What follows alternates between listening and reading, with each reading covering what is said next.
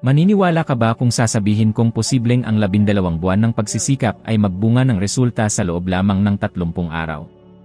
Parang imposibleng mangyari, hindi ba? Buong buhay mo, tinuruan ka na ang pera ay nakukuha lang sa pawis, pagod ng katawan, at sakripisyo. Pero paano kung sasabihin kong kasinungalingan yan? Natuklasan ko na ang sikreto ay hindi sa pagtatrabaho ng mas mahabang oras, kundi sa pagbabago ng paraan ng iyong pag-isip. Ako mismo, mula sa kumikita lang ng $4,000 kada taon, ay naging $15,000 kada buwan sa wala pang 12 buwan. At maniwala ka sa akin, wala akong pinag-aralan, walang koneksyon, wala, isang libro lang at isang desisyon. Buong buo ang paniniwala ko na ang pagtatrabaho ng husto ang tanging daan patungo sa mas magandang buhay.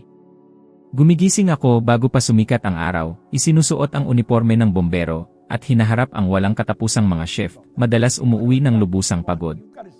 Ipinagpalit ko ang oras ko, ang pinakamahalagang pag-aari natin, sa isang nakapirming sahod na halos hindi makasapat sa buwanang bayarin. Para akong nakulong sa isang karera na walang finish line, laging tumatakbo pero hindi naman umuusad. Marahil naramdaman mo na rin yan, ang pakiramdam na sobra ang iyong ibinubuhos na pagod, ibinibigay ang lahat, pero pagtingin mo sa resulta ay nandoon ka pa rin sa parehong lugar. Para itong oras na dumudulas sa iyong mga daliri, gaano man kahigpit ang pagkapit mo, naglalaho lang ito. Naaalala ko ang mga gabing umuwi ako na sobrang pagod na hindi ko na maisip na may ibang buhay pa. Sinasabi ko sa sarili ko, kung magtatrabaho pa ako ng mas husto, mapapansin ako ng isang tao, at saka darating ang mga resulta. Pero hindi nangyari. Ang totoo, gaano man karaming oras ang ibuhos ko sa trabahong iyon, nakatakda na ang limitasyon. Para itong pagsalok ng tubig sa isang balong walang ilalim. Habang mas marami akong ibinubuhos, mas lalo itong tila walang laman. At sa paglipas ng panahon, patuloy na lumipas ang mga taon, at ang aking bank account ay nanatiling walang galaw, tulad ng isang tuyong ilog. At yan ang realidad para sa milyon-milyong tao sa buong mundo. Naniniwala sila, dahil yan ang itinuro sa kanila, na ang tagumpay ay nagmumula sa pawis, sakripisyo, at pagtalikod sa kanilang sarili. Naprogram sila mula pa sa murang edad upang maniwala na ang pera ay nakukuha lamang sa pisikal na paggawa. Pero lumingon ka sa paligid mo, ang pinakamayayamang tao sa planeta ay hindi naman ang mga nagtatrabaho ng pinakamaraming oras. Marami sa kanila, sa totoo lang, ay mas kakaunti ang oras ng pagtatrabaho kaysa sayo. Kaya, nasaan ang pagkakaiba? Nasa paraan ng kanilang pag-isip, sa kung paano nila ginagamit ang kapangyarihan ng isip. May natural na limitasyon ang katawan, pero ang pag-isip ay walang hanggan, malikhain, at walang limitasyon. Nang maintindihan ko ito, natanto kong nabubuhay ako sa isang kasinungalingan. Sa loob ng maraming taon, pinaniwala ako na sapat na ang pisikal na paggawa.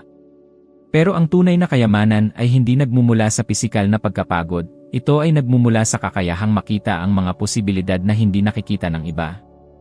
Mag-isip ka sandali, ilan ang kilala mong gumigising ng maaga, lumalaban sa traffic, nagtatrabaho buong maghapon, umuwi ng walang enerhiya para sa kanilang pamilya, at pagkatapos ay inuulit ang eksaktong parehong siklo kinabukasan.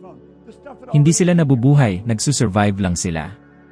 Para silang mga nalunod na kaluluwa sa gitna ng dagat, umaabot sa liig ang tubig, sinusubukan lang huminga para hindi malunod.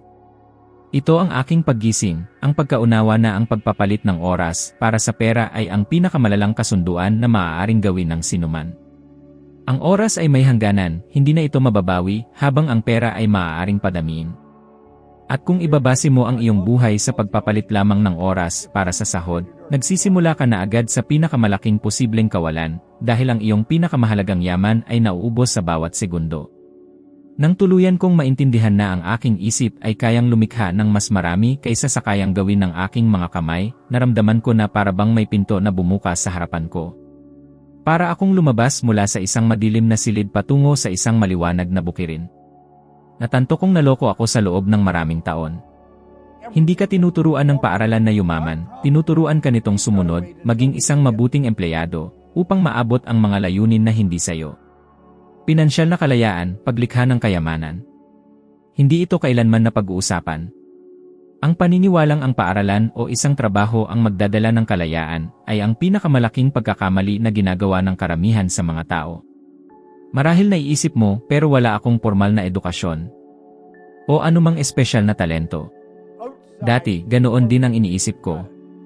Natuklasan ko na hindi mo kailangang maging henyo o magkaroon ng diploma, kundi ang lakas ng loob na questionin ang itinuro sa iyo at mag-isip ng kakaiba.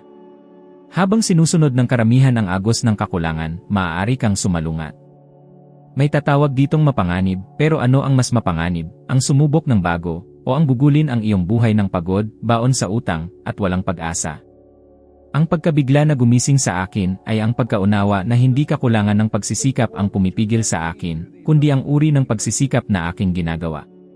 Hindi ang aking mga kamay ang magpapalaya sa akin, kundi ang aking isip.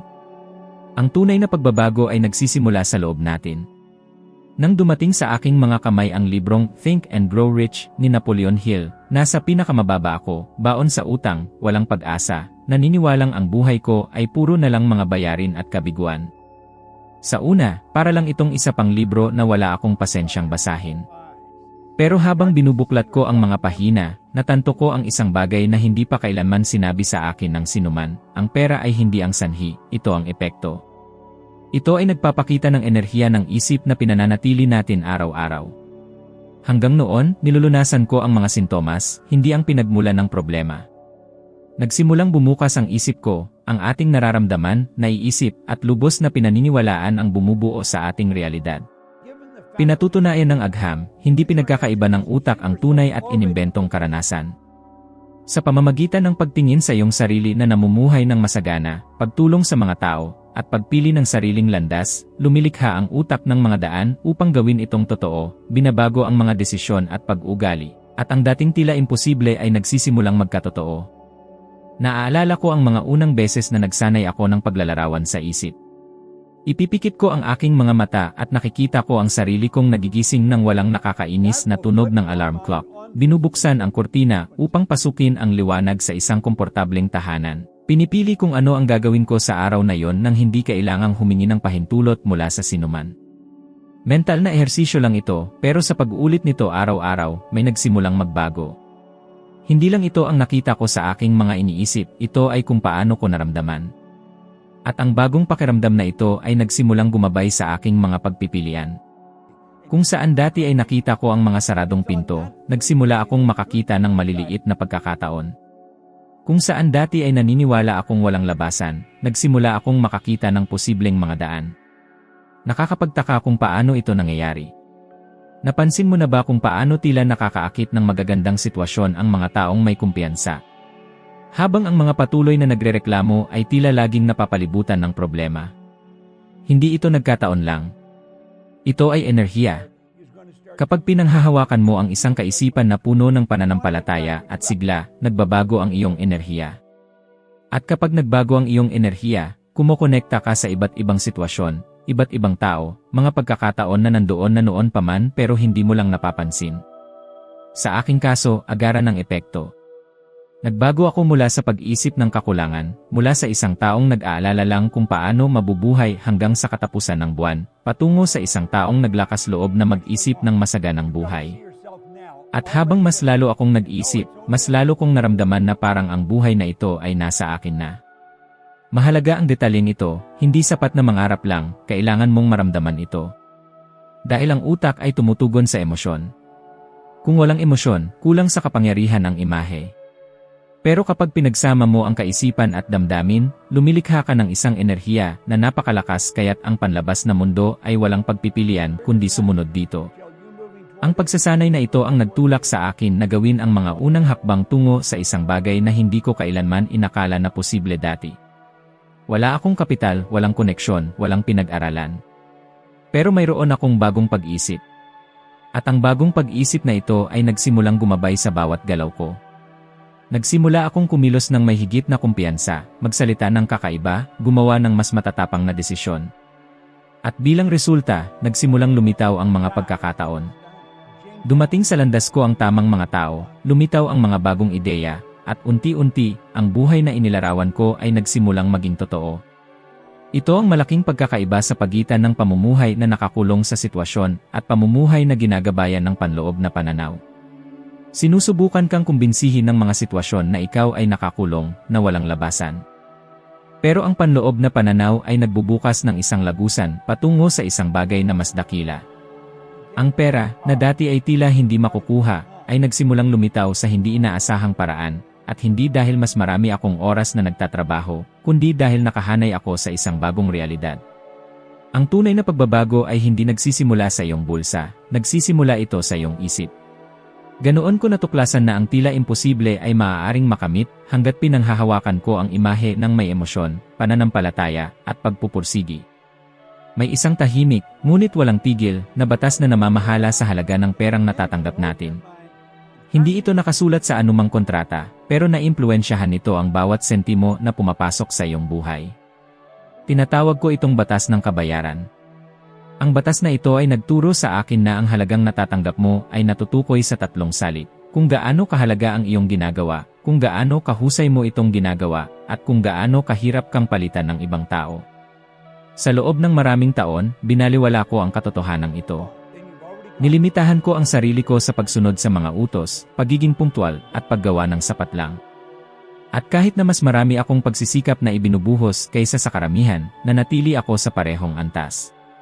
Masakit malaman na hindi sapat ang pagsisikap kung kulang ang pagkakaiba. Ang aking pangunahing pagbabago ay dumating nang tanggapin kong kailangan kong maging kakaiba. Naintindihan ko na kung ako ay isa lang sa karamihan, madali akong mapapalitan. Pero kung tataas ang aking antas, kung magiging kinakailangan ako, walang sinuman ang makakabaliwala sa akin. Sa sandaling iyon ko natanto na hindi lang ito tungkol sa pagtatrabaho, kundi tungkol sa paglago araw-araw, tungkol sa pagbibigay ng higit pa sa inaasahan mula sa akin. Naaalala ko ito na parang kahapon lang, ang araw na nilapitan ako ng isang babae pagkatapos ng isang panayam. May luha sa kanyang mga mata, may hawak na simpleng sobre. Sa loob ay $50, isang maliit na halaga, pero puno ng kahulugan. Sinabi niya sa akin, "Iniligtas mo ang buhay ko ngayon." Ramdam ko yon. Sa sandaling yon, natanto ko na ang tunay na gantimpala ay hindi lang tungkol sa pera, kundi tungkol sa epekto na ating nagagawa sa buhay ng ibang tao. At ang epektong ito ang hindi maiiwasan ay nagiging kasaganahan. Mula noon, nagsimula akong obserbahan ang pagkakaiba sa pagitan ng mga yumayaman at ng mga nananatiling walang pagbabago. Ang mga nanginibabaw ay laging namumuhunan sa kanilang sarili, natututo ng bago, nagsisikap na maging mas mahusay sa kanilang ginagawa. Kaya naman, ayon sa pananaliksik ng Universidad ng Michigan, ang mga individual na patuloy na namumuhunan sa kanilang profesional na pag-unlad ay kumikita ng mas mataas kaysa sa karaniwan at nagpapahayag ng mas malaking kasiyahan sa kanilang sarili. Kinumpirma nito ang naranasan ko na mismo, habang mas lumalago ka sa loob, mas lumalago ka rin sa labas. Ngunit nakita ko rin ang kabilang panig. Nakilala ko ang napakaraming mahuhusay na profesional na napag-iwanan dahil hindi nila hinayaang umunlad ang kanilang sarili. Naniniwala sila na sapat na ang maging mahusay sa kanilang trabaho upang makasigurado ng kapanatagan. Ngunit hindi. Nagbabago ang mundo, nagbabago ang mga pangangailangan, at kung hindi ka sasabay sa pagbabago, nagiging hindi ka napapansin. Minsan, isang batang taga-disenyo ang lumapit sa akin, bigo, at nagrereklamo na kakaunti ang kanyang kinikita. Tinanong ko siya, "Nag-aaral ka ba araw-araw? Sinusundan mo ba ang mga uso? Pinapabuti mo ba ang iyong komunikasyon? Nagbibigay ka ba ng isang bagay na walang ibang nagbibigay?" Nanatili siyang tahimik dahil alam niya ang sagot. Komportable ang pagiging karaniwan, ngunit hindi ito nagdudulot ng kasaganahan. Sa puntong ito ko naunawaan na ang batas ng gantimpala ay parehong patas at mahirap. Habang mas nagiging pambihira ka, mas malaking halaga ang nalilikha mo at mas mataas ang balik. Walang takas dito. Kaya naman, kapag nililingon ko ang nakaraan at iniisip ang lahat ng aking naranasan, nakita ko na ang tunay na pagbabago ay hindi nagmula sa pagtatrabaho ng mas maraming oras, kundi sa pagiging mas mahusay na bersyon ng aking sarili. Hindi nagbabayad ang buhay para sa pisikal na pagod, nagbabayad ito para sa natatanging ambag na iniaalok mo. At kapag nagpasya kang magbigay ng isang bagay na ikaw lamang ang makakapagbigay, kapag tumanggi kang mapalitan, ang buong universo ay humanahanap ng paraan upang gantimpalaan ka. Lumaki ako na naniniwala na ang tanging paraan upang kumita ng pera ay sa pamamagitan ng pagtatrabaho ng isang trabaho, paglalaan ng napakaraming oras bilang kapalit ng nakapirming sahod. At sa loob ng mahabang panahon, iyon ang realidad na alam ko. Ngunit sa isang punto, napagtanto ko na kung mananatili ako sa modelong iyon, mapipilitan akong mamuhay ng limitado magpakailanman. Noon ko natuklasan ang isang prinsipyo na lubos na nagpabago sa aking pagtingin sa kayamanan, ang kahalagahan ng pagbuo ng maraming daloy ng kita. Iniisip ng karamihan na ito ay nangangahulugan ng pagkakaroon ng 2 o 3 trabaho, pagtatrabaho hanggang sa mapagod ng labis, pagdodoble ng kanilang trabaho. Ngunit hindi iyon kalayaan, pagpaparami lamang iyon ng pagod. Ang tunay na nagpapabago ay ang pag-unawa na maaari kang lumikha ng mga daloy ng kita na gumagana kahit wala ka, na patuloy na nagdudulot ng kita habang ikaw ay nagpapahinga, naglalakbay, o naglalaan ng oras kasama ang iyong pamilya. Sa simula, tila kakaiba ang ideyang ito sa akin. Pinalaki ako sa isang kapaligiran kung saan ang bawat $1 ay kailangang kitain sa pamamagitan ng pagpapawis at hirap. Ang ideya ng pagkita ng pera habang natutulog ako ay tila immoral pa nga. Ngunit sa paglipas ng panahon, napagtanto ko na hindi ito pagsasamantala, ito ay katalinuhan. Ang tunay na kasaganahan ay hindi tungkol sa pagtatrabaho ng mas mahirap, kundi sa paglikha ng mga sistema na patuloy na lumilikha ng halaga. Doon ko sinimulang pag-aralan ang mga pamumuhunan, pinagmamasdan ang mga taong nagtatayo ng mga negosyo na gumagana ng higit pa sa kanilang direktang presensya. Nagsimula akong makakita ng mga oportunidad sa mga digital na produkto, estratehikong pakikipagtulungan, sa mga ari-arian na hindi nakasalalay sa aking pisikal na presensya upang umiral. Naunawaan ko na ang bawat bagong daloy ng kita ay tulad ng pagbubukas ng bagong gripo sa isang bahay.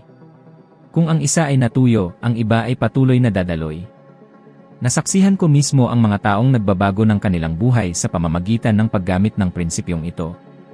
Isang dalagang nakilala ko ang nagsimula halos sa wala, nagbebenta ng simpleng produkto bilang isang affiliate. Sa maikling panahon, gumawa siya ng sarili niyang kurso, pagkatapos ay nagsimulang mag-alok ng pagkonsulta, at sa mas mababa sa 2 taon, mayroon na siyang 5 magkakaibang daloy ng kita. Ngayon, naglalakbay siya sa buong mundo, pinipili kung sino ang kanyang katrabaho, at hindi umaasa sa isang sweldo sa katapusan ng buwan. Ang nagtulak sa kanya ay hindi swerte, kundi ang desisyon na huwag umasa lamang sa isang pinagmulan. At kinukumpirma ng agham ang ating nararanasan sa praktika. Ipinapakita ng pananaliksik na isinagawa ng Universidad ng Cambridge na ang mga taong may maraming daloy ng kita ay hindi lamang kumikita ng mas marami kundi nagpapakita rin ng mas mababang antas ng stress at mas malaking pakiramdam ng layunin. Nangyayari ito dahil ang seguridad ay hindi lamang nagmumula sa pera, kundi sa kalayaan na malaman na hindi ka bihag ng isang pagpipilian. Alam kong, sa ngayon, iniisip mo na wala kang kapital, na wala kang ideya kung paano magsisimula. Ngunit ang totoo, hindi pa nagkaroon ng mas paborableng panahon kaysa ngayon. Nagbukas ang teknolohiya ng mga pinto na dati ay sarado. Sino man, mula sa kahit saan sa mundo, ay maaaring lumikha ng isang digital na produkto, magturo ng isang bagay na kanilang pinagkadalubhasaan, magbenta online, mamuhunan ng maliliit na halaga sa mga ari-arian na nagpaparami ng halaga, magpaupa ng isang bagay na hindi nila ginagamit o kumonekta sa mga platform ng pakikipagtulungan. Abot kamay ng lahat ang mga oportunidad, ngunit kakaunti ang nakakakita sa kanila dahil nananatili silang nakakulong sa lumang paraan ng pag-isip na mayroon lamang isang landas. Sa puntong ito ng aking buhay, napagtanto ko na hindi ko kailangang maghintay ng isang malaking bagay upang magsimula. Sapat na ang pagkuha ng kahit isang maliit na hakbang. Nagkamali ako, sumubok, nagsimulang muli, hanggang sa wakas ay naunawaan ko ang estratehiya na tinatawag kong E3. Ang unang modalidad ay ang pagpapalit ng oras para sa pera na alam na ng lahat. Ang ikalawa ay ang pamumuhunan ng pera upang paramihin ito, nakakaunti lamang ang tunay na nakakabisado. Ngunit ang ikatlo, ang pinakamakapangyarihan, ay ang paglikha ng mga malayang pinagmulan na nagdudulot ng kita kahit hindi ka direktang kasama.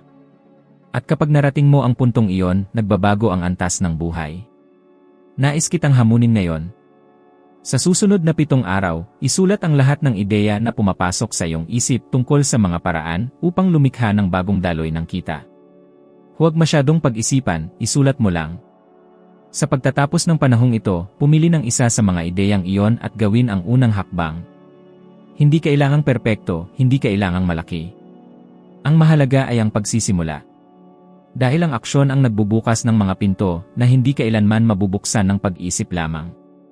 At kapag hindi mo inaasahan, mapagtatanto mo na sinimulan mo na ang isang proseso na maaaring maglagay sa iyong mga kamay ng dati tila hindi maabot.